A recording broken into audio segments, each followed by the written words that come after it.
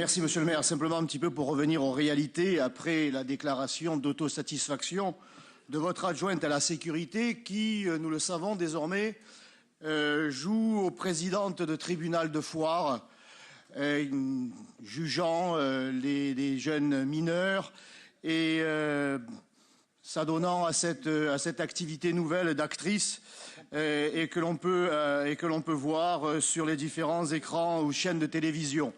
La réalité est tout autre.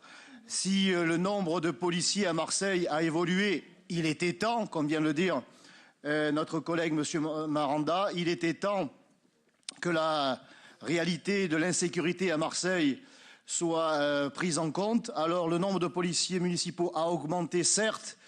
La police municipale marseillaise serait la première de France, peut-être, mais au vu du territoire, car je rappelle que Marseille, ce n'est pas simplement le front de mer et ni même le centre-ville.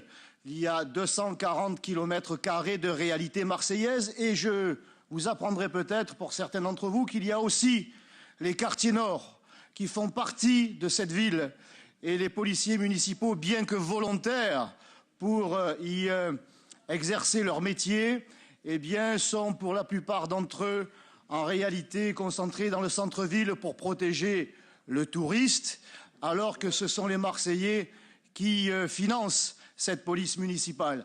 Alors, ne serait-ce que pour respecter l'égalité devant l'impôt, il faudrait quand même que l'ensemble des Marseillais puissent bénéficier de cette nouvelle force, car les forces de police nationale, après avoir été considérablement réduites sous le mandat de Nicolas Sarkozy et de M. Fillon, n'ont pas retrouvé les forces nécessaires pour que l'ordre républicain soit retrouvé dans notre ville qui, je le rappelle, va des Goudes, pour faire simple, jusqu'à Saint-Henri. Merci de ne pas l'oublier. Et rappeler à M. Coppola que les forces de police, tant nationales que municipales, sont républicaines. Il n'a pas besoin de le répéter. Ces hommes et ces femmes exercent leur métier dans des conditions extrêmement difficiles face à une violence qui vire à la barbarie.